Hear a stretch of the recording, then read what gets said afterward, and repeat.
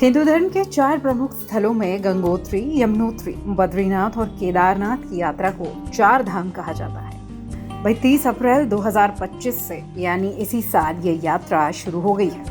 आपको बताते हैं 4 धाम की यात्रा के दौरान आपको कौन सी गलतियां नहीं करनी है, वरना आप जितना जतन करके इस यात्रा पे जा रहे हैं उसका फल नहीं मिलेगा। देख रहे हैं आप वैदिक टीवी। राधे राधे, मैं हूँ मेघा। स्वागत आप सभी का। ये धार्मिक यात्रा यमुनोत्री से शुरू होकर बद्रीनाथ के दर्शन के बाद समाप्त होती है। हर साल लाखों की संख्या में भक्त 4 धाम की यात्रा पर आते हैं। इस यात्रा के दौरान कुछ नियम और सावधानियां भी होती हैं जो हर किसी को करनी चाहिए। अगर आप भी 4 धाम यात्रा पर जाने का सोच रहे हैं तो इन्हें थोड़ा ध्यान में रखें। माता पिता की अनुमति जरूरी है इस यात्रा से पहले, क्योंकि हिंदू धर्म में माता पिता को ईश्वर के समकक्ष बताया है।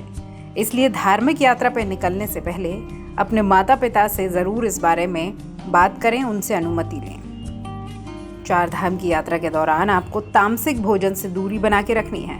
आप इस पूरी यात्रा में प्याज, लहसुन, मांस, मच्छी, शराब इनसे दूर रहें। सिर्फ सात्विक चीजें ही खाएं। धार्मिक यात्रा के दौरान आपको अपना आचरण भी अच्छा बना के रखना है। इस पूरी यात्रा में कोशिश करें किसी के साथ अपशब्दों का इस्तेमाल ना करें। हर वक्त भगवान का ध्यान करते रहें।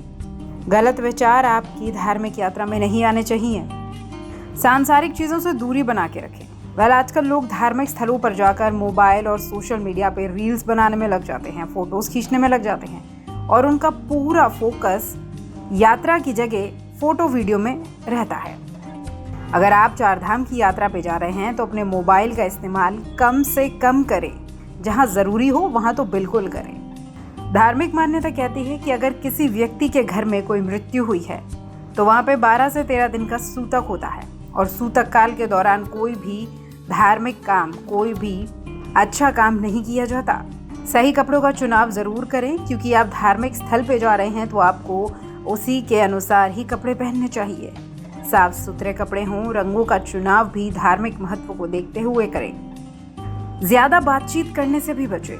हिंदू धर्म में मौन रहने को ईश्वर तक पहुंचने का मार्ग कहा गया है। इसलिए जितना हो सके धार्मिक यात्रा में आप मौन बनाए रखें।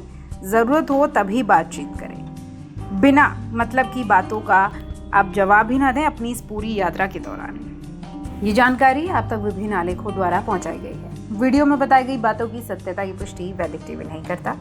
अगर आप 4 धाम की यात्रा पर जा रहे हैं तो ज़रूर जाएं, बस इन बातों का ध्यान रखें।